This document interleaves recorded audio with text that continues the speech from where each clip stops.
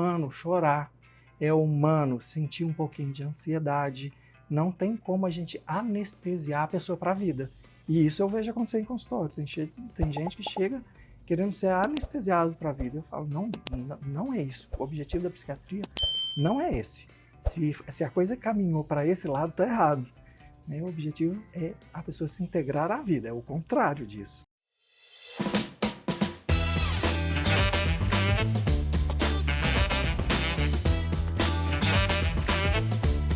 E eu abro a porta do consultório hoje para o meu psiquiatra. Isso mesmo. Estava gravando um stories agora e falando nos stories que nós poderíamos, seria interessante que as pessoas normalizassem a psiquiatria, assim como normalizam cardiologia. O Murilo estava conversando aqui comigo agora que quando o pessoal vai no nutricionista, eles colocam lá, time do nutricionista tal. Então, que hoje a minha vulnerabilidade, na verdade, eu sou tão grata por ter tido a oportunidade de ter um psiquiatra, de ter um acompanhamento em um momento onde eu não estava sabendo como agir e sem entender o que tantas emoções ou problemas, cada um de nós passa por uma situação em que de repente pode precisar, e eu tive a oportunidade de encontrar o Murilo, é meu segundo psiquiatra. Eu demorei muito tempo para ter coragem, né, de fazer uma troca, mas depois de conhecê-lo aqui na Casa das Pontes como professor de farmaco, professor de inúmeros psiquiatras em Brasília, eu falei, gente, talvez aí seja uma boa possibilidade. E ele tem um jeito acolhedor. Eu sou muito grata ao Dr. Fred, fiquei com ele anos e entendi que esse novo tempo, né, isso pudesse acontecer, e eu estou muito feliz em poder te contar isso, porque é possível passar por problemas de uma forma mais leve, na verdade, conseguir passar por eles e continuar vivendo nesse inteirinho. Então, o consultório aberto hoje é com o meu médico, Dr. Murilo Lobato. Seja muito bem-vindo, obrigada. Eu é que agradeço, uma honra estar aqui com vocês, dividindo esse espaço, dividindo esse tempo com vocês. Então, eu que agradeço. Muito obrigado. Eu já te conheço, mas gostaria que você falasse inicialmente como a proposta aqui do consultório aberto é que as pessoas possam conhecer a formação do médico, no que ele se especializou. Então, eu gostaria que você começasse falando sobre isso e dizendo também já ao mesmo tempo por que você escolheu não só a medicina, mas a psiquiatria. Nossa, essa pergunta é difícil. Vamos lá, eu sou Murilo Carvalho Lobato, eu estudei medicina na Universidade Federal de Goiás. Então, eu comecei a estudar medicina no ano 2000, olha que vintage, né? Então, fiz faculdade de medicina em Goiânia, e aí quando eu terminei, eu fui convocado para fazer serviço militar obrigatório. Naquela época, as pessoas que formavam em faculdade pública era convocado. Então, eu sei que hoje parece que está um pouco diferente, mas, enfim, eu não tive oportunidade de dizer não. E foi assim que eu vim para Brasília. Vim porque eu fui convocado para prestar serviço na aeronáutica. Fiquei 1 ano na aeronáutica e aí depois eu passei na prova de residência de psiquiatria aqui em Brasília, fiz no antigo HPAP, que é o Hospital São Vicente de Paulo, e logo depois eu passei no concurso de novo do HFA. Então eu saio do meio militar e volto para o meio militar, mas como civil.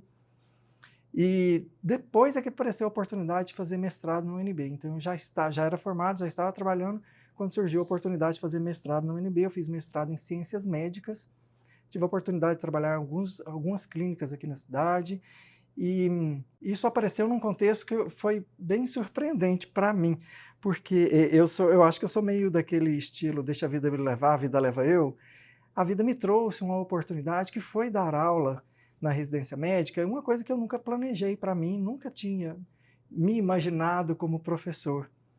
E aí essa oportunidade apareceu no HFA, na residência do HFA, e aí a coisa começou, aí veio a oportunidade de eu fazer mestrado. Falei, peraí, eu vou fazer mestrado, porque aí eu me titularizo melhor enquanto professor, e a coisa foi acontecendo. Então, eu já estou dando aula na residência, eu acho que tem 14 anos já de de residência médica. E aí a residência foi crescendo no sentido, as residências daqui da cidade, de compartilharem coisas entre si. Então, existem convênios. O HFA tem convênio com a UNB, o HFA tem convênio com o Hospital de Base, o HFA tem convênio com a Secretaria de Saúde. Então, a gente troca assim, elementos dessas instituições. Então, uma das moedas de troca é a minha aula de farmacologia. Então, eu dou aula para essas instituições todas através do convênio do HFA. Então, vai aluno da UNB, vai aluno do Hospital de Base e vai da residência integrada de psiquiatria. Todos vão assistir a aula lá no HFA comigo. Então, foi uma coisa que o destino trouxe e foi maravilhoso. Eu gosto muito de dar aula. Então, enquanto você está trabalhando, que é o concurso que você está até hoje, né? Você trabalha no HFA e lá hoje você leciona ou só leciona? Lá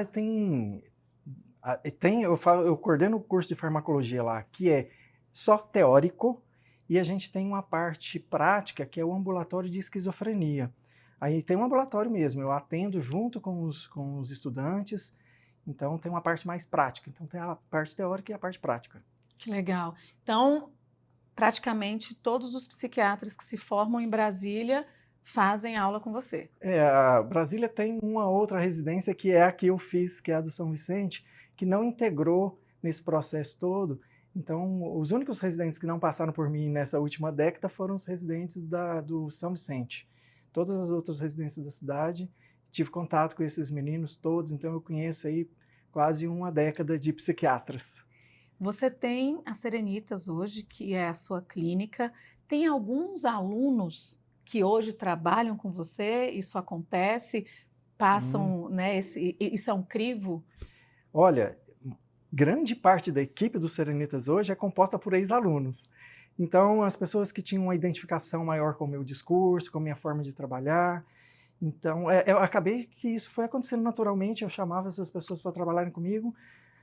Então, a equipe hoje, grande parte dela, eu vou dizer que, sei lá, eu acho que mais de 80% dessa equipe são de alunos.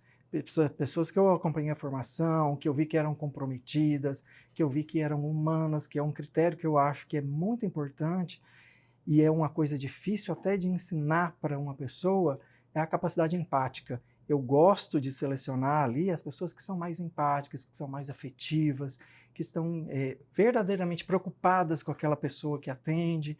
Então, eu fui chamando esses meninos para trabalharem comigo. Então, a minha equipe hoje está grande, cresceu. Acho que nossa equipe tem 20 pessoas, 20 profissionais hoje. Muitos foram meus alunos. Uau, que legal. Daqui a pouco você vai falar mais da clínica, mas eu não quero deixar de ouvir o porquê da escolha da medicina e da psiquiatria. Olha, eu entrei na faculdade de medicina com a cabeça bem aberta. Eu não tinha nenhum parente médico que eu me espelhasse. Vou estudar oftalmologia igual o tio fulano. Não tinha nenhum familiar médico. Então eu entrei com a cabecinha bem aberta e eu brinco que eu tive assim vários namoros ao longo da faculdade, né? Tinha algumas, por exemplo, ginecologia obstetrícia. Eu adorei fazer ginecologia obstetrícia. Gostei muito de endócrino. Então eu namorei algumas possibilidades porque eu estava com a cabeça bem aberta. E aí uma coisa que pintou durante a faculdade que eu tinha gostado de farmacologia, já ficou ali, de reserva, farmacologia. Mas no final, que você vai passando por outras especialidades, né? Passei por anestésio, gostei, porque tem muita farmacologia do sistema nervoso central. E eu fui vendo, gente, mas peraí, esse é um assunto que eu gosto. E aí, na hora de escolher mesmo, que chegou a hora de escolher uma residência, eu fiquei entre anestésio e psiquiatria, para você ver que são coisas bem distintas. Aí eu considerei que eu também gosto muito de conversar com as pessoas, gosto de ouvir. Então foi uma decisão assim quase que automática, né? Quando você coloca todos esses fatores nessa equação, a conclusão fica meio óbvia. Então foi nesse sentido, né? Eu tinha rodado em várias especialidades, inclusive na psiquiatria, e aí eu achei que era interessante eu explorar numa área a minha inclinação pela farmacologia e a minha capacidade de conversar. Então, a conclusão foi psiquiatria. Faz todo sentido, né? E a farmacologia, como a gente trouxe, é algo inclusive, a psiquiatria, da forma como as pessoas conhecem, está totalmente conectada com remédios. Não vem, né? A gente vai até falar sobre isso, Sim. não separam a psiquiatria, não existe psiquiatria sem medicamento. É uma das dimensões da profissão. Eu gosto de esclarecer, eu acho que é importante a gente falar que medicamento é uma das ferramentas, não é a única. É uma forma de abordagem que eu acho que obrigatoriamente o psiquiatra tem que saber muito de farmacologia. Ele pode até se especializar em psicoterapias depois, mas é obrigação do médico saber muito sobre farmacologia. Então, é um conhecimento indispensável para o profissional psiquiatra é a farmacologia. Eu queria, inclusive, que você falasse sobre o seu diferencial em virtude de ser um grande conhecedor de farmacologia. Eu acho que o meu diferencial é na capacidade de escuta, da conversa, da empatia. Então, eu acredito que isso traz um sentido diferente para a profissão, porque é até estranho explicar isso, porque eu me sinto muito honrado de estar do lado de cá da mesa. Então, quando eu recebo uma pessoa, a primeira coisa que eu penso é, olha só, eu sei que a posição dela do lado de lá é muito delicada, é muito difícil estar do outro lado da mesa. Então, eu preciso me colocar nesse lugar de entender que aquela pessoa dali, ela teve a coragem de chegar até ali, na frente de um outro indivíduo e falar, olha, me ajuda, eu estou fragilizado nisso.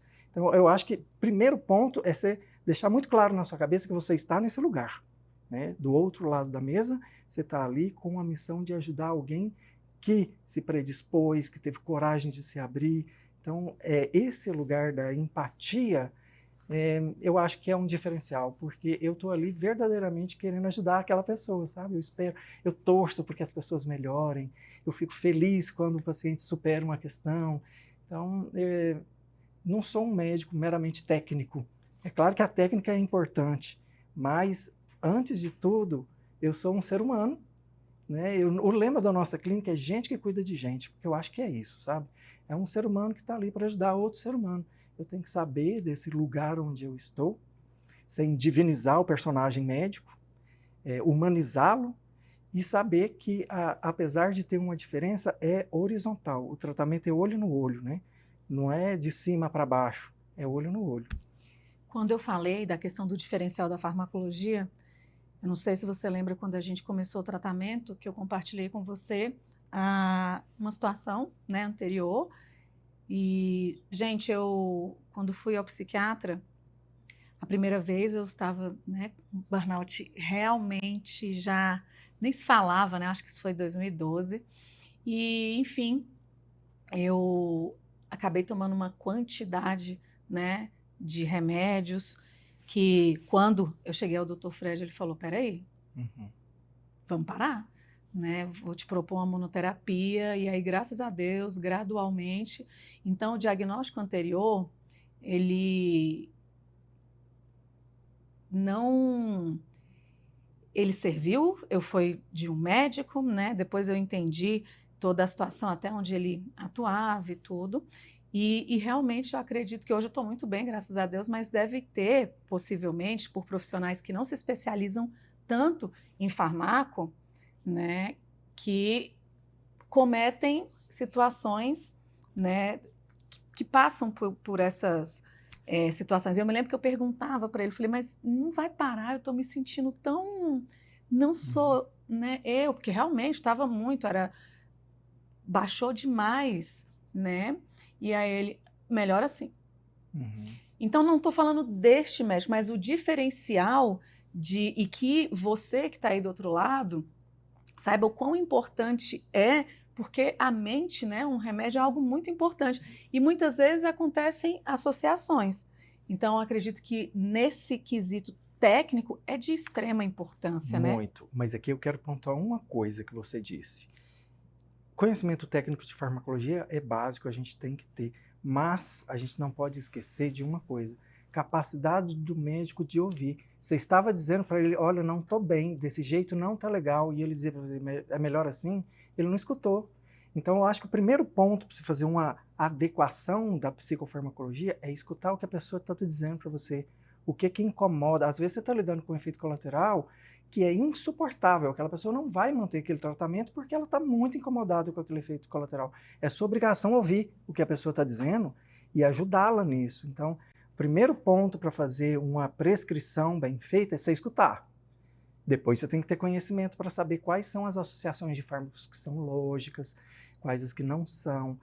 Tem muito erro, a gente vê muito erro de associações que são completamente irracionais, a gente vê hipermedicalização, então chega o paciente lá com 4, 5, 6 princípios ativos diferentes, então precisa de um racional farmacológico para montar uma prescrição bem feita, mas o passo inicial é ouvir o que o paciente está dizendo. Murilo, com relação a remédio, que a gente está falando disso, esse tempo, né? Porque tem muitas pessoas que acabam, eu já estou bem, vou deixar o medicamento, e entende-se muito, né, sobre, eu acho que o que a massa pensa, não, demora 15 dias para fazer efeito, e se você não desmamar, e a palavra sempre é essa que a gente acaba ouvindo e repetindo. Como é isso mesmo? Qual é o perigo? Quanto tempo demora para um medicamento realmente começar a fazer efeito? E sobre essa questão de repente, tirar o medicamento, até para que as pessoas ouçam isso diretamente de um profissional para ver se faz sentido aí e vocês entendam o quanto isso é perigoso, segundo o que eu entendo. Vamos ver se realmente é. Vamos lá.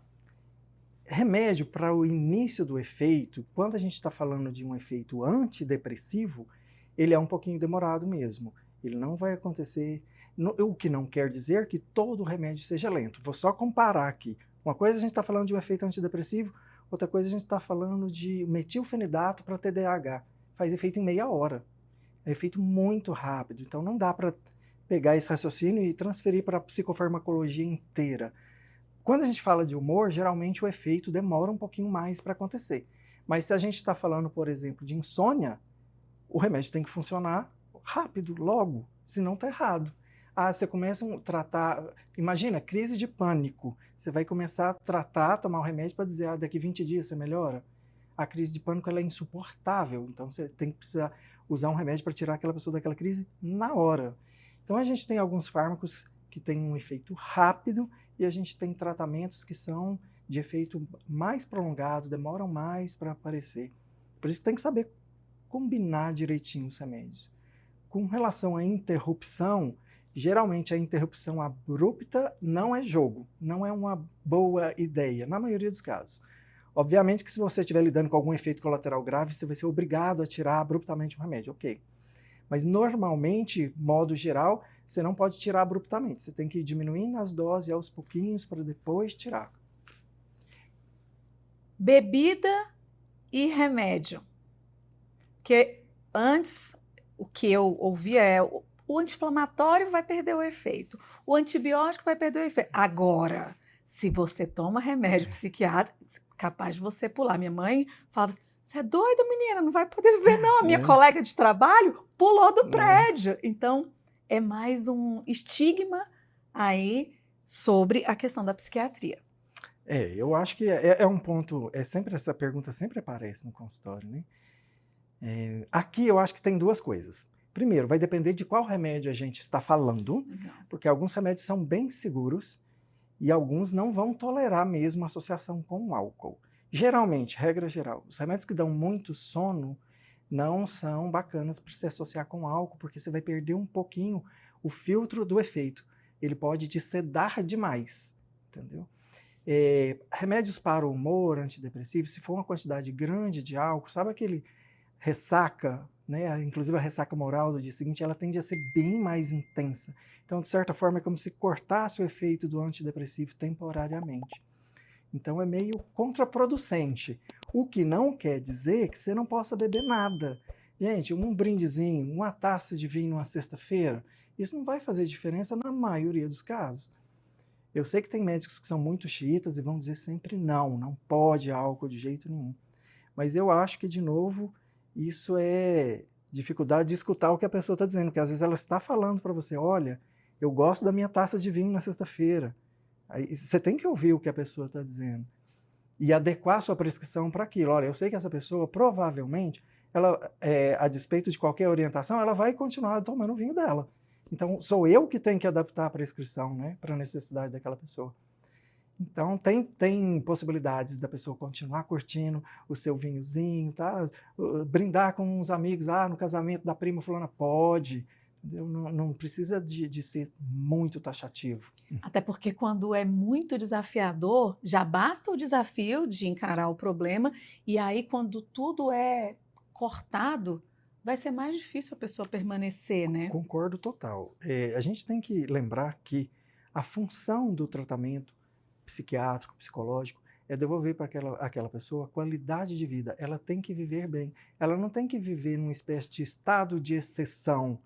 Ela tem que viver a vida normal dela com qualidade. Então, o objetivo do tratamento é devolver àquela pessoa qualidade de vida, onde ela consiga viver o que ela gosta de viver, onde ela tenha prazer nas interações sociais, que ela possa viver tudo que tem com moderação, mas que ela possa viver. Então, quando você bola um tratamento que boicota a pessoa de várias dessas ações, tende a ser um tratamento frustrado em muitas situações, né? Árduo, né?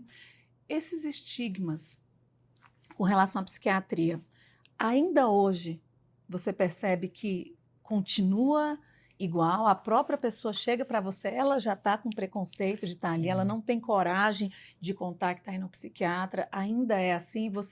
Como é que você lida com isso e você vê um futuro diferente para isso, Murilo? Olha, eu acho que isso tem melhorado aos pouquinhos, mas ainda existe um preconceito muito grande. Por exemplo, quando você dá um atestado, a pessoa fica assim, gente, mas no trabalho eles vão saber qual é o CID.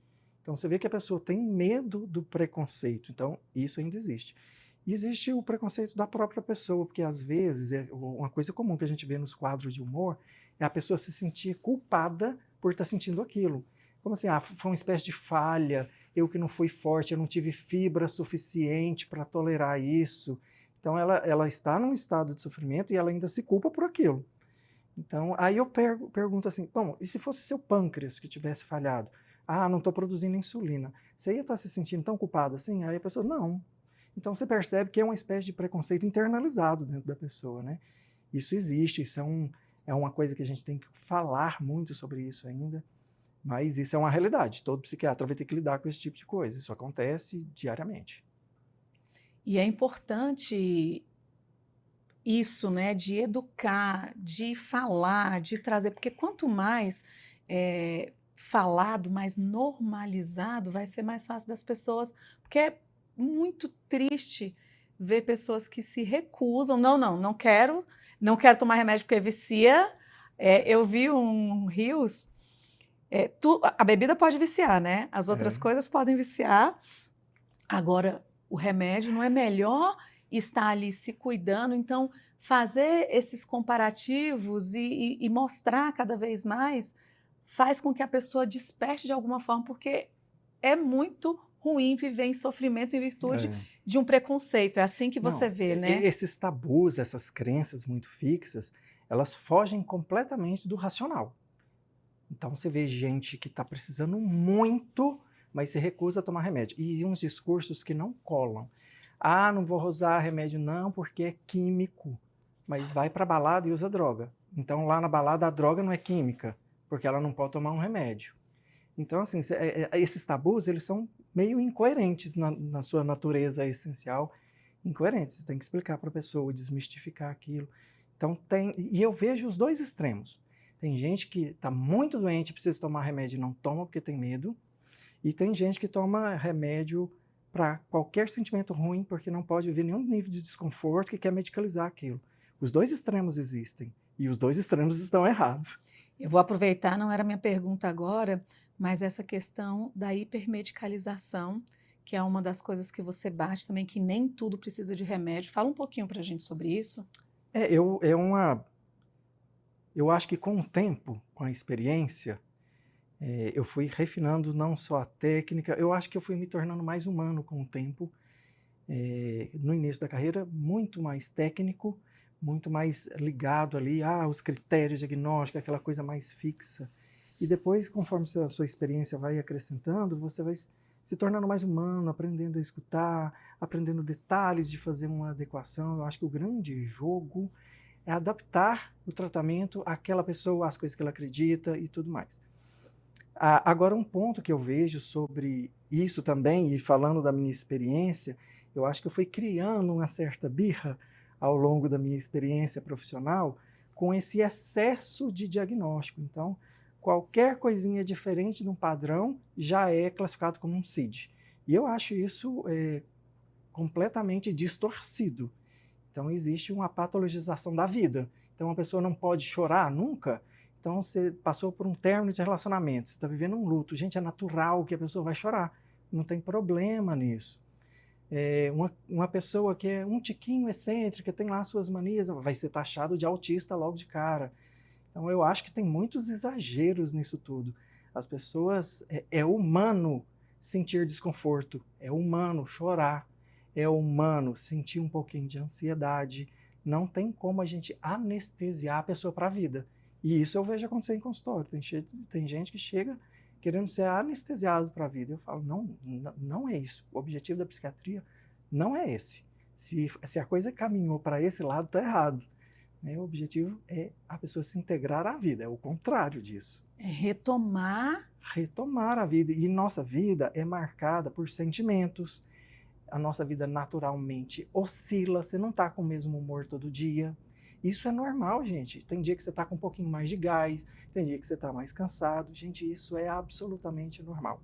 Então eu tenho uma certa birra de patologizar tudo, porque fica parecendo uma espécie de pasteurização de pessoas. Todo mundo tem que ter o mesmo comportamento ali, quadradinho, aí precisa de um CID. Não é assim. Eu acho que é... E a internet, a rede social, ela beneficiou muita coisa, mas em contrapartida, os médicos todos que surgiram, né, porque diagnóstico é dado e nem precisa de um profissional para isso, né? Todo mundo virou o narcisista. Os relacionamentos, cuidado, você está com essa pessoa, isso é um relacionamento tóxico. As palavrinhas chaves, né? E aí... Se você fica com raiva, fulano é border, isso é borderline, você não pode nem manifestar raiva mais, que você já recebe um CID. E sem falar do desrespeito, quando alguém... você é bipolar, né? Só pode ser fulano. Nossa, isso é profundamente desrespeitoso. Desrespeitoso tanto com a pessoa que está ali e não é bipolar, quanto com a pessoa que é bipolar. Então, isso de, sabe, colocar as pessoas no lugar de louco, desequilibrado, isso é muito agressivo. Do meu ponto de vista, isso é muito agressivo.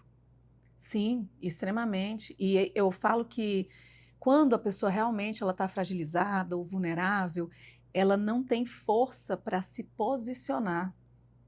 Sim. E é muito importante que a gente se posicione, porque às vezes começa com uma brincadeirinha, fulano doidinho, o outro doidinho. Gente, onde é que está o respeito? Né, de algo que ninguém vai passar pelo outro, ó o aleijadinho ali, olha o outro ali, e ficar brincando com essas coisas. E o ruim, né, ou até o bom dessa história, é porque normalmente quem brinca nunca gosta de ser o brinquedo. Porque quando você corta uma situação dessa, e eu acho que isso chega no âmbito, talvez, não só do desrespeito, mas acho que as pessoas não entendem, porque não se fala sobre emoções, sobre normalizar que você pode ter um problema, né, que falhou um pouco a cabeça, falhou um pouco ali a questão do comportamento. A gente não é educado para gerir emoções, né? Em que momento da sua vida ou escola alguém chegou para você, vamos aprender a lidar com emoções? Isso é uma coisa muito nova, né? Então, isso é um assunto que não é falado, né? As pessoas não sabem gerir suas próprias emoções. E normalmente somos incentivados a, não responde. Vem um tio, te dá um beliscão na sua bochecha, a criança fala, que chato que você... respeite o mais velho. Respeite, fale. Eu não gosto, eu não gostei. Tá com raiva? Você não pode gritar. É sempre o não pode, sendo que, olha, você tem raiva, você tem o direito de estar com raiva, mas você pode externalizar a sua raiva dessa forma, mas cobrar isso de pais que também não foram educados, né? Você imagina que estar vindo aí, levando em consideração essa geração que não é a mesma da nossa, que tem uma outra, são problemas diferentes do que nós Sim. enfrentamos. Você está percebendo e acredita numa mudança com esses novos pais? Por exemplo, eu sou mãe do Guilherme, que tem 20 anos. Passei por algo, cresci um pouco, estou buscando, né, trazer isso de forma mais natural.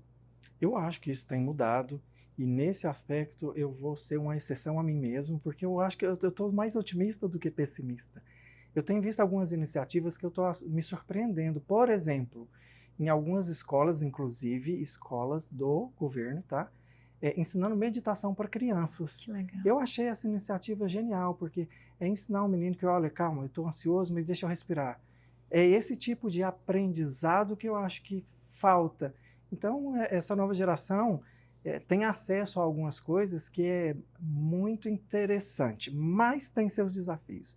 Essa nova geração, que é a geração da internet, do celular, elas enfrentam o desafio de sofrer uma sobrecarga de informação gigantesca, mas não ter filtro sobre elas. E talvez a gente esteja falando disso. Quando você difunde muito, olha, o autismo é isso, isso, isso, você aumenta, você dissemina informação, positivo. Né? Mais pessoas ficam sabendo disso. Mas, obviamente, que tem um lado negativo nisso, que é patologizar demais o que não é. Então, eu acho que o desafio da nova geração é filtrar informações. Saber diferenciar, né? Qualificar informações, Sim. saber diferenciar. E uma coisa que eu vejo positivamente, né, eles falam mais. Né? Eu acho que eu percebo que eu tenho 3 ali adolescentes que hoje em dia a adolescência vai até os 30, né, Murilo? Mas assim, entre 22, 23 até acho que 23, e elas se posicionam, elas falam, né? Eu acho que nós recebemos uma educação mais impositiva. Muito mais. Do cala a boca, respeite. E esses meninos verbalizam mais. O que é positivo. Agora já verbalizam se diagnosticando também, né? Eu passei por isso na infância, então como meu pai e a minha mãe tiveram... trauma. Gente, vamos! Mas eles entendem, e é importante, mesmo que venha de forma conturbada, vai chegar um momento em que, se eles tiverem esse interesse em pelo menos ouvir, entender que assim, venham com esses problemas, o importante é que eles desenvolvam também a compaixão de entender quanto é o outro que também está passando por problemas, né? Porque meio que é um individualismo que eu percebo também nessa geração muito diferente. Com certeza, com certeza. E aí acaba... Mas, enfim, vivendo para... Mas isso foi uma demanda. Estou falando aqui da minha carreira ao longo da última década, né? Foi uma demanda que apareceu dentro dos Serenitas. Serenitas foi pensado para atender adultos, demanda de adultos, e nós começamos assim. E aí começou a apresentar uma demanda, olha, será que você não pode atender meu filho? Olha, o meu sobrinho. E aí eu vi a necessidade de um serviço para atender crianças e adolescentes, algo que fosse mais específico desse público. E aí surgiu a nossa versão Mirim, que é o Serenitinhas, que é exatamente para atender esse público, porque essa demanda existe. Ela apareceu no Serenitas Adulto, de uma atenção especializada para criança e adolescente, porque algumas questões estão aparecendo agora que para a nossa geração não existia. Né? A automutilação? Automutilação, essas correntes bizarras da internet, desafios bizarros que algumas crianças até morrem, coisas que nós não tivemos que lidar, não existia isso na nossa época. Né? Então, hoje existe uma equipe no Serenitas voltado para esse público infanto-juvenil, exatamente porque isso surgiu ao longo do tempo, essa demanda apareceu. E é maravilhoso isso. Vamos aproveitar agora e falar um pouco do Espaço Serenitas, que hoje já está com 20 colaboradores. Por que isso foi sonhado? O que aconteceu diante já de tanto trabalho, dando aula, tendo já um trabalho dentro de um hospital? O que motivou esse empreendedorismo de uma forma também, né? Olha, o Serenitas, eu digo que o Serenitas surgiu de um momento de vida em que eu percebi, uma das nossas bandeiras é a bandeira LGBT, eu percebi que essa população se sentia muito constrangida ao pedir ajuda médica, era um assunto difícil, porque preconceitos, verbalizações, às vezes aquelas piadas, implicâncias que essa população enfrenta. Então a ideia do Serenitas surgiu em parte por conta dessa bandeira, da bandeira LGBT. Então na nossa porta tem lá o símbolo. Então, desde o começo, quando eu comecei a chamar as primeiras pessoas para trabalharem comigo, falei, gente, essa é uma causa, essa é uma das bandeiras. Eu quero que a população LGBT se sinta acolhida aqui dentro. Aqui é um lugar onde não se admite preconceito. E não admito mesmo, nem de profissional, nem de cliente. Eu já dispensei cliente porque estava verbalizando coisas homofóbicas para o meu secretário, que era gay. Eu convidei a pessoa certa e falei, senhora, a senhora está no lugar errado, desculpa. Porque a ideia surgiu de criar uma zona de proteção para a população LGBT. Faz parte da minha história pessoal de vida não ter tido esse apoio. Então, eu acho que isso brotou daí, de uma vontade de querer dizer para as pessoas, olha só, existe um espaço onde você pode falar de tudo isso sem julgamento nenhum. Então, parte da história dos Serenitas brota disso. Então, veio dali, dessa gênese. E esse crescimento foi gradual? Quando é que você fundou? Hoje já está com quantos anos de Serenitas? E essa expansão toda, você imaginava que ia ser assim? Não imaginava. E é curioso aqui também, porque é uma mudança de amadurecimento. Eu acho que eu tive uma formação um tanto quanto de esquerda. E eu saí da faculdade com aquele espírito de serviço público. Eu tinha que devolver para a sociedade o que eu recebi. A sociedade, porque é uma universidade pública, me formou enquanto médico. Então, na minha cabeça, na minha obrigação, era devolver isso para a sociedade. Então, no início da minha carreira, eu não tinha ideia de atender no privado. Eu queria fazer só serviço público. Então, eu saí com uma ideia bem romantizada sobre serviço público. Sabe aquela história de carregar a caixa de vacina lá na roça para ir vacinar o povo? Eu tinha muito dessa filosofia, né, porque isso era muito ensinado. Então, eu demorei. O Serenitas é novo, porque eu dediquei o início da carreira todinha ao serviço público. Não tinha um pensamento de fazer um serviço privado. Isso veio aparecendo com o tempo, com o amadurecimento, com a percepção das limitações dentro do serviço público. Por exemplo, criar um espaço de proteção para LGBT dentro do serviço público seria um desafio hercúleo, e eu não daria conta, e que eu conseguiria fazer isso mais facilmente no privado. Então, o Serenitas surgiu em 2018, é relativamente novo. Uau, sim. E o crescimento foi exponencial, muito rápido. Igual eu te disse sobre o deixa a vida me levar, a vida leva eu, a coisa se desenvolveu de um jeito que eu não sonhava, não planejava. Não foi um business plan, eu vou chegar aqui, vai acontecer dessa forma. Não, eu acho que eu sou mais intuitivo do que do planejamento. Então eu vou prestando atenção nas demandas que vão surgindo e vou tentando me adaptar a elas. O crescimento foi nesse jeito. Falando nessas demandas que vão surgindo, hoje você tem endócrinos, é uma equipe de 20 pessoas, mas não só psiquiatras e psicólogos. Você montou uma multidisciplinaridade, é isso? Exatamente. Isso vem do amadurecimento profissional também. Por compreender que a psiquiatria é uma dimensão da vida da pessoa, mas não está isolada do resto, não está isolada do corpo. Essa ideia de que mente e corpo são coisas separadas é muito reducionista. Na verdade, as coisas estão altamente interconectadas. Então, o tratamento ele tem que ter várias dimensões. Precisa de passar por educação física, precisa passar por nutrição, precisa passar por endocrinologia. Então, eu fui chamando alguns profissionais para trabalharem comigo nesse sentido de compreender que a psiquiatria não está isolada. A gente tem que trabalhar em conjunto. Então, a gente está trabalhando na criação de uma equipe multidisciplinar, inclusive com a mesma lógica de proteção da população LGBT. Por exemplo, a nossa endócrino, ela faz tratamento de pessoas que estão passando por readequação de gênero. Então, mesmo dentro dessa compreensão de um ser humano mais multidimensional, essa bandeira continua sendo ali o nosso norte, ela é a essência da criação do Espaço Serenitas. Mas atende todas as pessoas, a gente diz que é um lugar sem preconceito nenhum tipo de preconceito é bem-vindo ali. Então a gente atende todo mundo. Ao dizer que a gente tem essa bandeira, não quer dizer que exclusivamente atendemos essa população. Não, é inclusivamente.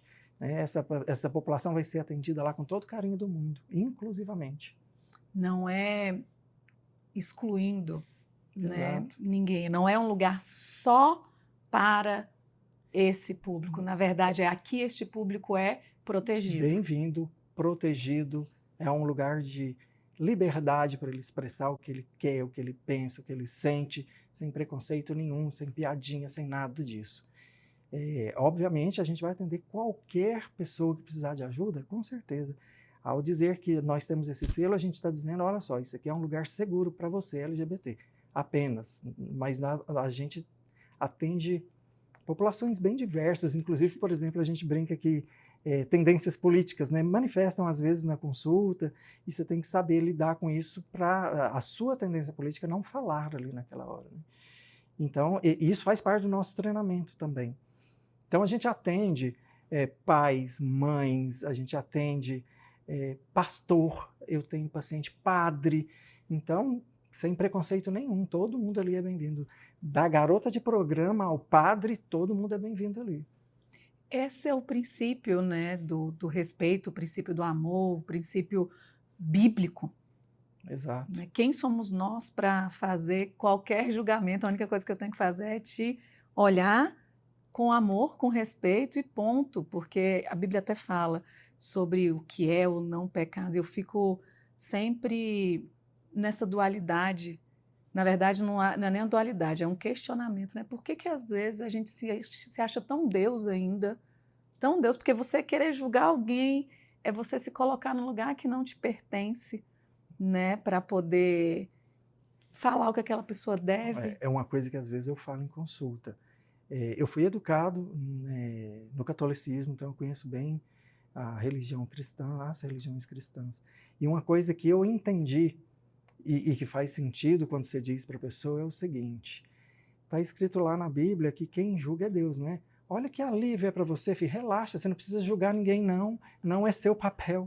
Então isso ajuda a pessoa a dar uma desconectada, olha, não é seu papel julgar. A gente tem uma mente muito julgadora. Sim. Então é preciso reconhecer que esse não é o seu papel, você não está nesse lugar. Você acredita que quando foi que eu entendi? Você assistiu aquele filme A Cabana? Sim. Ali eu compreendi, né, o quanto realmente nós não temos condições nenhuma de julgar. Né? Eu li o livro antes do filme, esse filme já deve ter uns 20 anos. Acho que foi um dos primeiros. Para mim parece que foi ontem, mas deve ter uns 20 anos. Tem uns 20 anos, acredite. E quando aquela situação onde Deus falou, mas eu preciso matar um, então escolhe. Uhum. Como? Como? Que capacidade a gente tem? Não dá. Como é que eu julgo aquela pessoa? Cada um tem uma criação, cada um tem uma vida, cada um tem uma perspectiva diferente, nós temos perfis diferentes, princípios e valores diferentes. Vai ser maravilhoso, né? Quanto mais cada um de nós buscarmos essa evolução e esse conhecimento para primeiro nos respeitarmos. Porque como você falou, né? A pessoa chega lá no consultório, ela já está culpada e se sentindo mal. Imagina se eu tenho esse crítico tão alto comigo, o que eu faço com o outro? Exatamente. E aí, voltando ao papel do médico, uma das questões que eu falo em aula para os meus alunos e que serve de crivo para eu selecionar quem vai trabalhar comigo, é essa posição. O médico tem mania de ficar na posição de juiz, ele julga o que é certo e o que é errado, e isso é uma posição que não devemos assumir. Para ajudar alguém, o primeiro passo é não julgar a pessoa. Então, é por isso que eu falo que ali no Espaço Serenitas é gente cuidando de gente, não é semideus cuidando de gente. O médico tem que saber o seu lugar de pessoa, ele não está ali para julgar, para condenar, para acusar, para dizer isso é errado. Não é papel do médico, eu faço questão de frisar isso com os meus alunos. Nosso papel não é julgador. Outra coisa que eu vejo nessa geração também de evolução, eu falo sempre que é um desrespeito muito grande quando você fala que é a geração mimimi, né? É um desrespeito enorme, até porque subentende-se que o que veio depois é melhor. Tem algo aí de melhor, então é importante que a gente saiba também respeitá-los. Mas outro ponto, o Guilherme mesmo, meu filho, eu me lembro um dia, desprovido dessa questão de preconceito de cor, né? E ele briga, são termos que eu nem entendi. Isso é xenofobia, isso eu falei, ai, é tanta coisa. Mas eles também estão lutando e têm mais sede por isso, de não haver essa quantidade de preconceito ou racismo. E eu trouxe esse tema porque eu quero te fazer uma pergunta do que você estava. Ainda é necessário ter um lugar para proteger pessoas e LGBT. acolher. Sim, com certeza, com certeza. Ah, a gente escuta muito relato, é isso que é o legal de você estar lidando com um profissional que já tem um certo tempo de carreira, porque você aprende demais ouvindo as pessoas. Eu costumo dizer que o melhor paciente, o melhor livro que existe é o paciente. Eu aprendo muito com eles, escutando. E eu escuto tantos relatos de situações em que a pessoa, e aqui temos que fazer um diferencial entre o gay passável e o gay mais afeminado. Ou aquela pessoa transpassável, ela é tão feminina que ninguém vai perceber, ou aquela pessoa que está no processo de transição e aí aquela figura meio ambígua gera desconforto nos outros. Então, para o gay mais afeminado, para o trans que está no meio do caminho, essas pessoas são as mais vulneráveis a esses ataques. E é muito insano pensar que a pessoa está procurando um serviço de saúde e ela chega lá, ela é atacada. E esse ataque, às vezes ele é hostil, claramente hostil, mas às vezes ele vem ali, ó, na sutileza. E esse ataque da sutileza, eu acho ele bem cruel. É um risinho, é um comentáriozinho, e obviamente as pessoas entendem. Então, de fato, a gente ainda precisa de um serviço que diga, olha, esse lugar aqui, você vai ser acolhido. Esse lugar aqui, ninguém vai fazer piada com você. Esse lugar aqui, você pode vestir do jeito que você quiser. Você pode usar o cabelo que você quiser, entendeu? Então, eu acho que ainda, por mais insano que seja, a gente está lidando com um mundo com muito mais acesso à informação, esse lugar ainda é necessário. E aí as pessoas falam assim, mas o que vocês querem com isso? Que essa bandeira... O objetivo, sabe o objetivo dessa bandeira? É ela não existir mais. Se a gente evoluir ao ponto de eu não precisar discutir questão de gênero aqui, ó, sucesso. É isso que eu gostaria, que isso não fosse necessário. Mas só que estamos muito distante disso. Eu costumo, Murilo, meu trabalho, tanto com pessoas como com desenvolvimento pessoal, eu tenho determinados lugares que eu consigo falar com o outro, falar com uma mulher do tipo, se posiciona, você pode vencer, independente do que se ouviu ou de quantos anos você passou dentro de uma relação onde você, talvez desde a sua infância, acreditou que não poderia. Eu consigo, com muita vontade, com muita intencionalidade, com muita verdade dentro de mim, tocar um outro coração e quem sabe mostrar para ela que acender ali uma chama para falar, ei, levanta e vem. Agora, eu queria que da sua forma, do seu lugar de fala, porque é muito fácil para mim falar assim, gente, vamos respeitar, é muito doído para uma pessoa, eu não sei.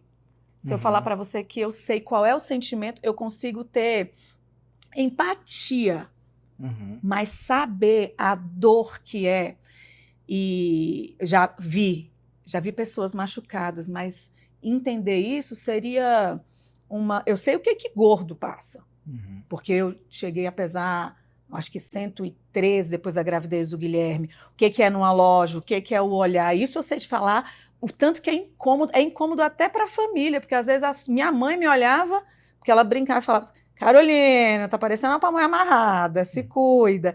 Então a pessoa te olha, você já tá assim, peraí, tá me olhando por isso. Aí porque eu tô comendo. Então, mas eu não acredito, eu não tenho a capacidade de falar de que semelhança é ser machucado nesse sentido, né? Então, eu trouxe o exemplo de onde eu consigo tocar e sentir. O que você acha que as pessoas podem fazer ou buscar para que isso seja melhorado? Outro dia a gente estava conversando, você falou que ainda tem um índice altíssimo de assassinatos e espancamentos da população LGBT. Hoje a gente teve a oportunidade de conversar com Rafael Aguiar, que trabalha no Ministério da Cidadania, e a gente estava conversando sobre isso. O índice de violência ainda é absurdo. As notificações, o Disque 100, o índice de violência parece estar crescendo. Então, ainda é um assunto, a gente ainda tem que falar. Você disse sobre lugar de fala, e eu acho super apropriado isso. Lugar de fala é respeitar que o sentimento é de quem vive. Por exemplo, eu como um menino branco, eu nunca vou dizer qual é o sentimento da pessoa que é discriminada pela cor da pele. Isso é o lugar de fala daquela pessoa. Então, nesse lugar de fala, eu tenho para te dizer o seguinte: é muito no âmago, é muito direto na alma, é dizer para aquela pessoa, para aquele LGBT, para aquele gay, aquele trans, que ela não deveria existir. Então, é uma ameaça direta à vida daquela pessoa, ela não deveria existir. É uma ameaça muito profunda. Então, eu vivi uma experiência, né, ruim, assim, que eu lembro que me marcou muito. Eu estava andando na rua em Florianópolis com um namorado e a gente não estava de mão dada, não, andando ao lado. Alguém tacou um ovo na minha cabeça e gritou: sai daqui, viado. Então é essa a sensação é que, meu Deus, gente, eu não posso existir. Eu não devo existir. É muito no âmago da pessoa, é uma ofensa muito grande. Então, eu acho que as pessoas têm dificuldade de entender um pouco esse lugar da ameaça, não ser só uma crítica, não concordam, não aprovo. A gente está sujeito à ameaça de vida, entendeu? Então, quando eu levanto a bandeira LGBT, minha mãe se preocupa. Murilo, você não tem medo? Isso pode resultar numa agressão a você. Eu falei: mãe, eu entendo o medo, mas chega uma hora que você tem que se posicionar na vida. Então eu vou ter que encarar o medo e fazer aquilo que eu acho que tem que ser feito, porque aquilo é o que moveu, é a minha verdade ali. Então, quando as pessoas falam dessa questão da LGBTfobia, é um medo contra a existência daquela pessoa, não é a manifestação disso ou daquilo, é contra a existência dela. É bem, bem cruel, assim. É bem profundo, Bem né? Não é profundo. só que você incomoda. Não, é que Não. você não deve existir. É bem profundo, é bem profundo. E isso, obviamente, vem velado de diversos outros comportamentos, falas. Como eu disse, existe aquela violência que a gente chama de microviolências, né? Ela está na sutileza do dia a dia, mas está te passando um recado o tempo inteiro que você não é muito bem-vindo, o seu comportamento não é adequado. Ela está constantemente te informando que você não deveria existir. Esse é um tipo de estresse que a gente chama de estresse de minoria, né? Que só vai sentir a pessoa que vivencia aquilo. Sim. Entendeu? Então, só uma pessoa LGBT vai entender isso que eu estou falando com propriedade, para entender que é assim: olha, a minha existência não deveria acontecer. Por isso que o índice de suicídio na população LGBT é grande, o índice de depressão, ansiedade é muito maior na população LGBT. Não pela condição em si, mas como uma consequência da reprovação social, da falta de carisma, etc., né? Do preconceito, às vezes, da própria família e por aí vai. Justamente, o início da minha pergunta foi essa, né? Só eles vão compreender, mas o que é possível ser falado ou para que quem gera isso, quem faz essa oposição contra a existência, contra a vida de alguém, pode ser tocado a ponto de, peraí, uma ficha caiu aqui. Uhum. Uma das coisas que eu falo, inclusive, de novo, nessa minha função de professor, que eu acho que é uma responsabilidade muito grande, estou formando os novos psiquiatras que vão atuar aqui na cidade, é sempre olhar aquela pessoa imaginando que, bom, ele é um indivíduo igual a mim, igualzinho a mim. Esse é o lugar que você tem que se colocar para pensar: opa, como é que eu vou tratar essa pessoa? Ela é estranha, ela é igual a mim, ou eu sou igual a ela. Aí é o lugar onde você deve começar. Então, eu acho que o primeiro passo é entender isso, que por mais diferente que aquela pessoa seja, ela é um ser humano igualzinho a você. Tem medo também, você também tem lá os seus traumas, você também tem. Então, tá todo mundo no mesmo lugar, no mesmo nível. Acho que começa por aí, de entender que todo mundo, no fundo, é igual. É isso mesmo, e é o próprio nome, né? O que a gente busca e fala o tempo todo dessa igualdade entre homens e mulheres, dessa igualdade é justamente isso, não tem um lugar superior e outro inferior, né? E falar em ser diferente também é tão desafiador porque você é diferente para mim e eu sou diferente, né, para você. Mas eu acredito também que a cada dor que cada um de nós vai passando, infelizmente, se você não aprende ou dentro de casa, né, a simplesmente respeitar as pessoas, né, a gente vem também de um país com inúmeros preconceitos, a entender também culturalmente, mas que possamos, através de conversas como essa, sabe, sentir, pegar, não dá para a gente ficar mais machucando as pessoas, e quem machuca também se machuca, é entender esse lugar, porque quando você está bem, quando você se ama, você realmente tem amor próprio, você olha o outro com amor. Ó, nós temos um podcast, o nosso podcast chama De Médico e de Louco, é um podcast bem legal, viu? Fica a dica. E desses podcasts eu falo sobre isso. Sem entender o quão grave poderia ser uma fala sua, vai trocando ali, ó, o sujeito da frase. Por exemplo, ó, eu acho que viado deveria morrer. Pega o viado e troca por eu acho que evangélico deveria morrer. Aí você vai sentir, poxa, essa frase tem um peso. Troca de novo. Eu acho que bolsonarista deveria morrer. Eu acho que lulista deveria morrer. Troca o sujeito da frase, você vai começar a entender o impacto que aquela frase tem. Porque, na verdade, é isso. Não importa se você é bolsonarista, lulista, se você é preto, se é branco, se é gay, se é hétero, se é evangélico, se é budista, todos nós somos seres humanos. Está todo mundo aqui na mesma panelinha. E tem um dos cursos que eu ministro que qualquer pessoa, no limite, ele é capaz de muita coisa. Você imagina situações de limite mesmo. Como foi a pandemia? Quantas pessoas surtaram ali, se eu ficar com fome eu vou morrer e eu tô com medo, e o que nunca foi ansioso, nunca precisou de um psiquiatra. Eu falo que a pandemia foi sensacional, né? Para quem já estava medicado, já passava por problemas, a gente ficou muito bem, muito tranquilo. E quem era livre de qualquer situação começar a sentir toda aquela ansiedade, mas enfim, acho que são tantos pontos, né, Murilo, quando a gente começa a falar e a trazer tudo o isso. assunto é inesgotável. Tem um monte de características, dimensões, possibilidades. A gente desdobraria em assuntos aqui para vários podcasts. E a gente vai colocar aqui o QR Code do podcast do Murilo, de Médico e de Louco. Ele fala que todo mundo vai completar a frase e falar que todo mundo tem um pouco, mas na verdade todo mundo aprende um pouco. E realmente é muito gostoso. Então siga, assista, porque o objetivo é justamente desmistificar toda essa questão da psiquiatria, despatologização e respeito, né? E humanização. Eu acho que é o que ainda precisamos falar, né? Ainda falta a empatia, falta identificar com a dor do outro, né? Ainda nós estamos falando disso, nossa sociedade carece ainda disso. Compaixão. Compaixão.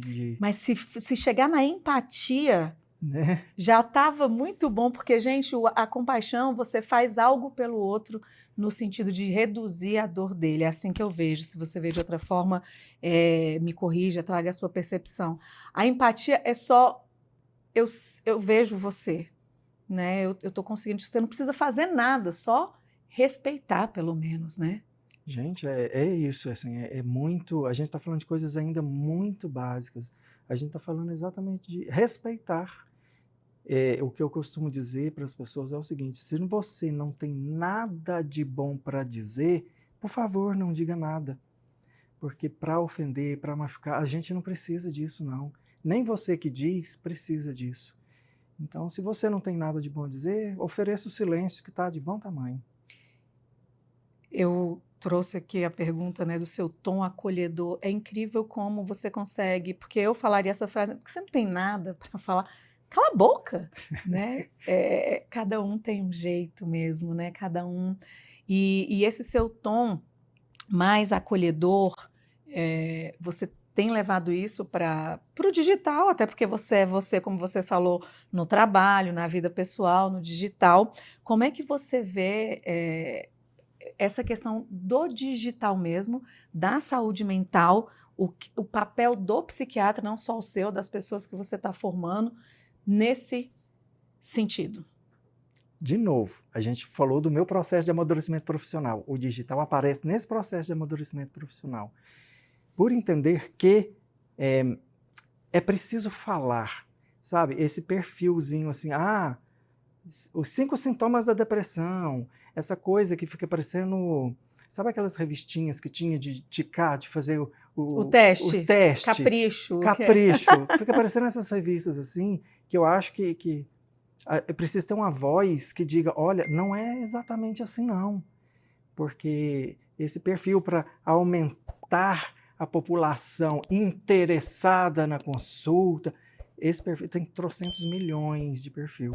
Então, eu queria um perfil muito diferente nesse aspecto, diferente dos milhões de perfis que existem, para dizer isso, olha, cuidado, nem sempre a coisa é desse jeito, né? Então, eu acho que isso é responsabilidade. Então, falar uma coisa difícil aqui, mas médico irresponsável e dizer coisinhas na internet é fácil. O médico bonitinho que aparece lá com um cinto brega e que tem milhões de seguidores, é fácil. Eu quero ver é ser médico de verdade e falar que a saída nem sempre é essa, que o remédio nem sempre é a solução final. Quero ver você falar, olha, isso, o tratamento não vai resolver 100%. Quero ver ser médico de verdade. Ser médico de verdade é outra história. Não é médico que fica bonitinho no Instagram. Então, a ideia era trazer uma comunicação mais real, sabe? Do que uma coisa... eu sinto isso, uma coisa meio artificial demais, meio fake demais, na maioria desses perfis. Não é para aglomerar seguidor.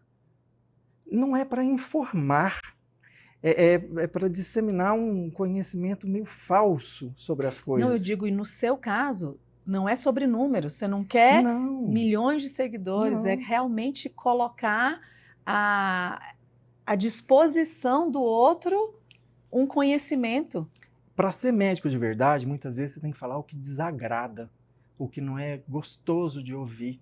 Então, a minha ideia é poder falar um pouco desse lugar mesmo, de dizer coisas que normalmente, se você for num raciocínio meramente comercial, você não deveria dizer. Então, o objetivo não é vender. Eu acho que é quase um compromisso pessoal com a verdade, com a minha verdade profissional. Eu vou dizer, olha, eu acho que é assim. E dentro da ciência. E dentro da ciência, sem essa histeria coletiva de hiperdiagnóstico, de checklist de sintomas, sabe? Então, eu acho que a minha entrada nas redes sociais tem um pouco a ver com esse momento de amadurecimento profissional também. Maravilha. Quando você fala na questão do medicamento, né, você entende que a abordagem terapêutica, como é que você traz isso? Olha, não é só o medicamento, eu acolho o que você está sentindo, mas existem outras práticas que são necessárias? A psiquiatria sozinha funciona? A psicologia sozinha funciona? Como é que você enxerga Eu esse sempre tudo? digo que medicamento é uma das ferramentas.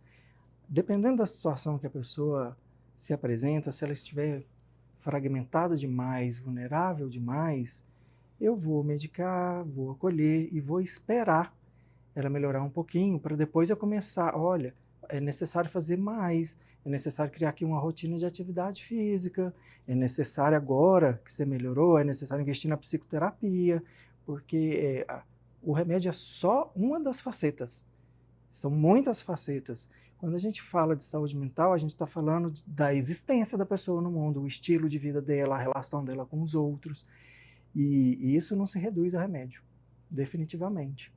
Então, o remédio é só uma das nossas ferramentas. E o importante é que esse é o papel do médico. A gente tem que falar de remédio porque é o nosso papel, é a nossa responsabilidade falar de remédio. Mas não quer dizer que seja só remédio, né?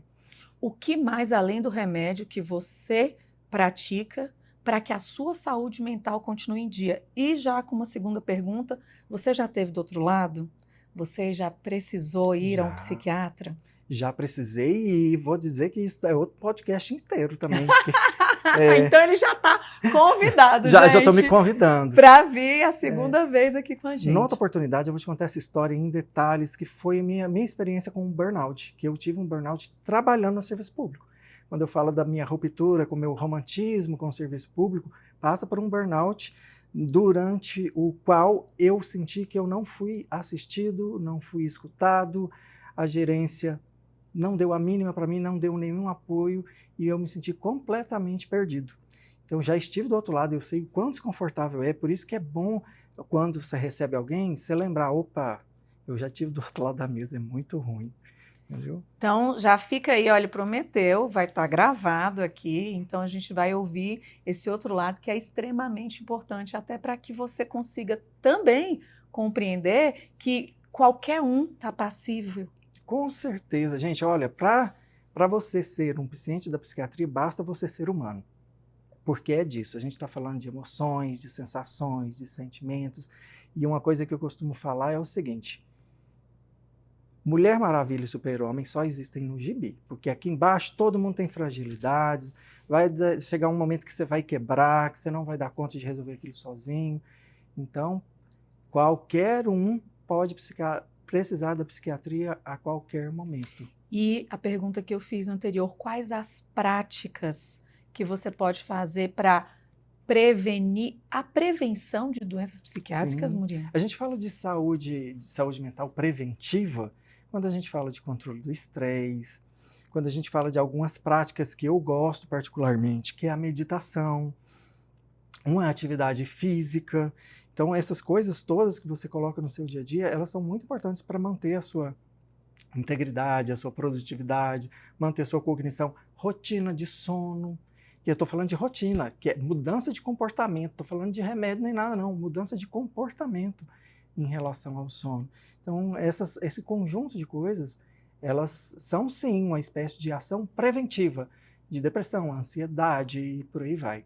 Tem como a gente conseguir minimizar esses riscos com um estilo de vida mais saudável, com práticas que te ajudam a ter momentos de descompressão do estresse, limitando o trabalho para que ele não invada a sua vida completamente, várias ações. Então, existe assim um conceito de psiquiatria preventiva.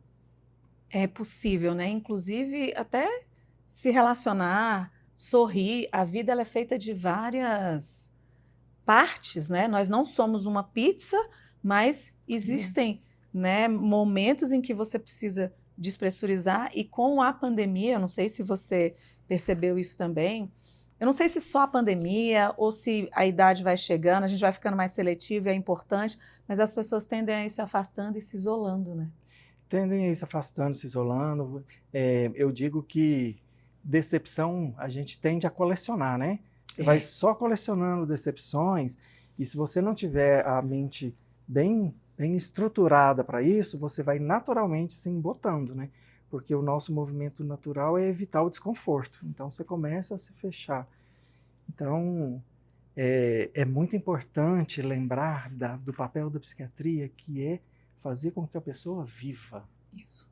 Então não importa as dores passadas. Dores passadas fica como ensinamento. Porque você tem que continuar vivendo a despeito do medo. Medo de sentir uma dor. Ok. Medo faz parte do jogo. Sim. Você falou em maturidade, né? No meu amadurecimento, existe um ponto específico ou vários que mudaram do médico que se formou e do médico de hoje? Ah, não, vários pontos da minha vida pessoal, com relação à minha vida profissional. O episódio de burnout, eu acho que foi muito marcante, que eu desromantizei a minha relação com o serviço público. Então, não consigo te precisar um pontinho, mas várias coisas que aconteceram que eu fui tentando me adaptar àquilo, né? Por exemplo, envolver absurdamente com o trabalho. Na época do mestrado, eu trabalhava em 3 lugares e fazia mestrado. Hoje eu olho para trás e falo, como é que eu dei conta de fazer isso? Né? Surreal a quantidade de tempo que eu dedicava para aquilo. E aí você vai aprendendo com seus erros, né? E vai desenhando uma nova pessoa e um novo profissional também. Tem alguma causa que você gostaria de se aprofundar mais, que envolve a psiquiatria né, você como pessoa e que você defenda? Eu costumo dizer que eu só tenho uma bandeira que eu vou erguer a bandeira e vou defender, que é a causa LGBT. Essa é literalmente uma bandeira que eu vou defender, porque é parte da minha história de vida pessoal também. Então, essa bandeira, eu acho que essa bandeira eu não vou abrir mão dela. Mas existem outras, a própria psicofobia, que se diz, que é o preconceito contra as doenças mentais. Acho que essa está tão na essência da minha atividade que eu não consigo pensá-la como uma bandeira, sabe? Ela é muito objetivo, Está né? integrada já. Tá ali, ó, na base do prédio, entende? Não é exatamente uma bandeira, porque é muito constitutivo. Eu ficaria aqui porque eu adoro conversar com ele e é sensacional quando a gente vê alguém que realmente tem muito a entregar e com clareza sobre um assunto que é tão escondido. Mas antes das duas perguntas finais, eu gostaria que você falasse. Eu já vi conteúdos seus que você tem total clareza de como o homem funciona, como o homem também, o índice de Uhum. suicídio, por ser mais calado, que tem uma tendência a ir para a bebida. Queria que você desse um recado específico para homens e específico para mulheres, que a gente já conversou também, dentro da psiquiatria, tipo assim, cara, se liga, vai por esse Sim, lugar que pode ser melhor para você, e para a é, mulher também, que a gente já falou sobre questões que estão muito aí afloradas das dependências. sim. Homens e mulheres, eles têm características e demandas próprias, né, devido ao papel de gênero, o papel que você desempenha na sociedade e tudo mais. Culturalmente, nós meninos somos educados para não prestar muita atenção nos sentimentos, a ignorar as dores e continuar sempre produtivo, etc. É, eu acho que perpassa por muito desses valores sociais ligados ao machismo estrutural, ao papel da mulher. Então, isso é que cria um viés que diferencia as demandas, sabe? Então, mulheres mais fragilizadas por terem uma personalidade mais dependente, então você vê que isso geralmente acontece mais nas mulheres do que nos homens, não que não tenha homem dependente também emocionalmente, mas você vê certas características. Por exemplo, eu comecei a atender policiais e é muito interessante observar que desse plano que eu estou atendendo agora, só homens, todos eles homens, todos com uma demanda de estresse muito grande, todos eles seguraram a barra por anos antes de pedir ajuda, e aí você pensa, gente, é um padrão, é uma característica comum a todos eles. Então você vê que isso é cultural mesmo, né? Então, homens e mulheres têm demandas diferentes, mas os dois precisam de ajuda. Eu acho super legal a gente falar de saúde mental masculina, porque é isso. Acho que os homens são educados a não prestar atenção ou não dar o braço a torcer. Procurar ajuda pode ser sinônimo de fraqueza, e essa coisa na cultura, né, da educação do menino, isso é muito ruim. Então, temos perfis diferentes, o papel de gênero influencia muito nisso, na entrega, no envolvimento com o trabalho, e são várias características. Eu vou fazer uma pontuação aqui, eu espero ser respeitada, e nem sei se ela é assertiva ou não, para a questão de como a gente tem que se posicionar, principalmente quando eu estou aqui num lugar que eu tenho que gerar o máximo de imparcialidade, né? Mas espero que a minha intenção, que é a melhor, seja bem entendida. Eu nunca tive títulos, né, do tipo um é feminista ou é isso. Eu sempre acredito que o homem é muito importante, a mulher tem a sua importância, um precisa do outro e cada um tem o seu papel muito importante dentro de uma família, né, Uhum. também. Não sei se também por ser mãe de menino, por ser muito forte, por ter essa Uhum. energia. Eu também não gosto dessa história da energia feminina, da masculina, mas eu tenho, eu, inclusive sofro com Uhum. isso, né? Você falou das mulheres mais dependentes, mas você também ser Sim. forte, ter um perfil de liderança é motivo de total afastamento, e enfim. Mas o que eu quero falar aqui é sobre o homem, né? Eu não estou defendendo os homens, eu estou falando de seres humanos que sempre, cara, tem situações em relações que enquanto a mulher não apanha, ela não sossega. E aí o homem é sempre o errado, e a mulher, esse local de fragilidade, né? Existe a lei da Maria da Penha, mas quantas mulheres também agridem ou vão até certo ponto para aquilo acontecer? O que eu estou querendo falar com tudo isso? Que é importante, homem, que você também se veja com mais acolhimento, porque já basta tudo que é ali colocado em defesa apenas da mulher. Eu acho sensacional, nós precisamos, nós somos mais frágeis. Eu acredito mesmo nisso, de força, pelo menos, física, alguma coisa assim. Mas o homem também, eu vejo esse lugar de não acolhimento. Eu conversei com um amigo nas férias que eu passei agora em Boston, ele também divorciado, falou assim, só tem coisa para mulher.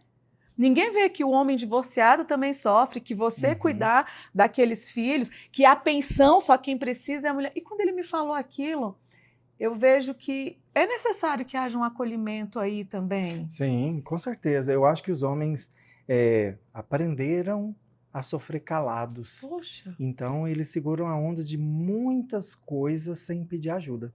Então, isso que você está falando é extremamente importante, porque, como eu disse lá no início, para sofrer basta ser humano, né?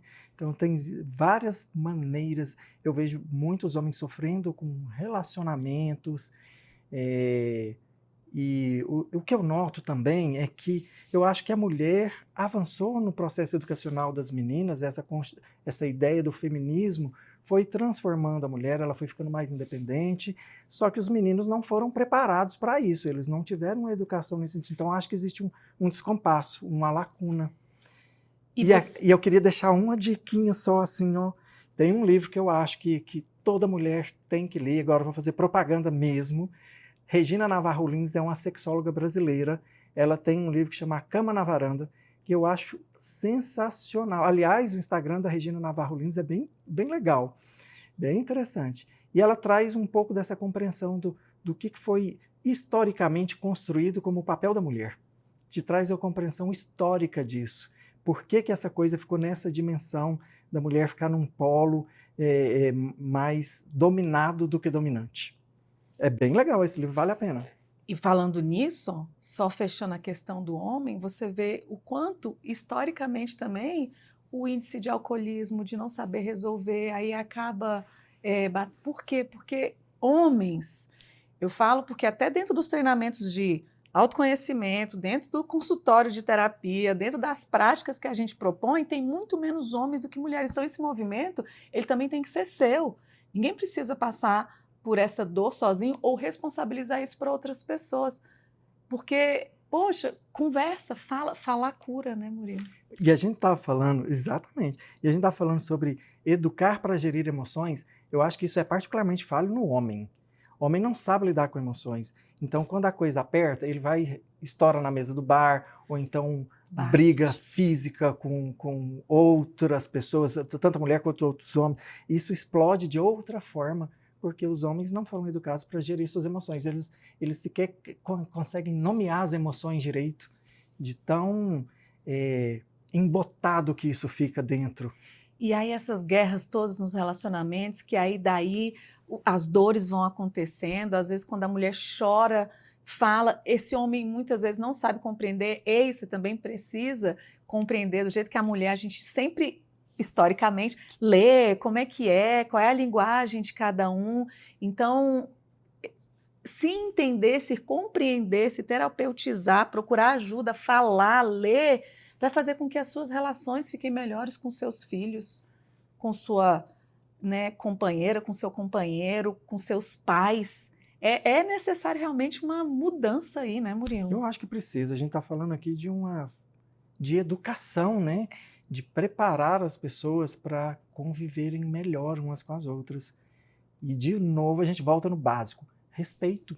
É respeitar o outro indivíduo, saber que o outro indivíduo é diferente de você, mas que você tem que olhá-lo sempre como um igual para começo de conversa.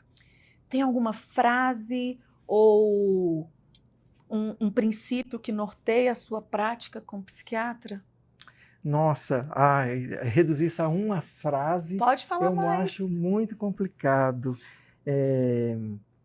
Eu tenho um livro que eu gosto muito, que eu acho que simboliza essa minha fase, profissional, que é O Alienista de Machado de Assis, que é um livro sensacional, um livretinho pequititinho, mas de um conteúdo absurdamente interessante, que é isso do papel do médico como o julgador, isso é certo, isso é errado, isso é diagnóstico, isso não é, isso interna, isso não interna, para no final ele chegar à conclusão de que o único louco da história era ele mesmo. Então, assim, eu acho que isso simboliza muito esse meio momento de falar assim, olha, o médico não é o julgador da história, nunca deve ser. Então, o médico ele precisa de um conteúdo humano, né? Que eu acho que é o que falta muitas vezes. Gente, olha, o livro está aqui, inclusive é dele esse Né? livro. Ele tem um livro escrito também, que eu acho que ele vai ter que escrever mais livros, mas esse, ele, quando você começa a assistir o podcast do Murilo, é um livro que está ali de cabeceira e você até explica essa história, super né? importante esse livro para mim. Olha aí, gente. Machado de Assis, gente, E literatura ele está me brasileira devendo clássica. um livro também, esse que ele indicou aí, Gerard. Verdade. Tá Gente, esse livro é gravado. muito legal, muito importante. E agora é doído, até para mim, porque eu poder. Gente, sexta-feira ficar aqui conversando desse jeito, só falta uma taça de vinho, né? E bater papo. Eu amo. Esse é um assunto que realmente me move, me movimenta, porque a gente vai ter que solucionar.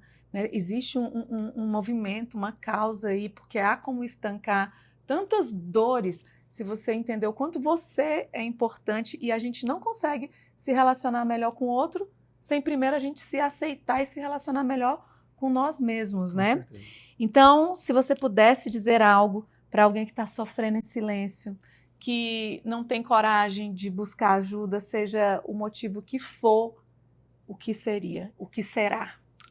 Olha só, você não precisa sofrer em silêncio, você não precisa dar conta de tudo sozinho. Existem profissionais capacitados para ajudar você, para ouvir você. Existem bons profissionais que não vão te julgar por nenhuma de suas crenças ou motivações.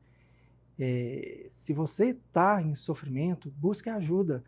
Conversar, se abrir é muito, muito, muito importante. E a escuta profissional, e aqui eu estou falando de psicólogos e psiquiatras, ela é uma escuta de qualidade, porque é uma escuta isenta de julgamentos. Então, se você está sofrendo, procure ajuda. Não fique sozinho, porque ninguém dá conta de tudo sozinho e existe um modo mais fácil de você resolver isso. Sempre existe uma outra possibilidade. Não vai ser a última, porque eu acabei de me lembrar de uma coisa que eu acho que vai fazer muito sentido para cada um de vocês. Eu acho que você é a prova viva de que preconceitos, dores, ter que enfrentar situações que a gente não estava preparado, né? Assim como são términos de relação, morte de alguém, são tantos fatores que nos fazem sofrer e o autoconhecimento, o procurar se entender realmente faz sentido, porque hoje você está muito feliz sendo quem é, né? Eu sei que, eu não sei como é que você vê o sentido de felicidade, mas eu digo que vivendo feliz pelo menos com quem você é. A que se deu isso? Olha, é uma construção ativa que exige esforço. Eu fiz psicoterapia como paciente muitos, muitos anos e ainda faço. Então, é um processo construído com dedicação, tempo, esforço. E falando um pouco desse conceito de felicidade, eu acho que felicidade está mais ligada a contentamento do que qualquer outra coisa. Para mim, felicidade é paz.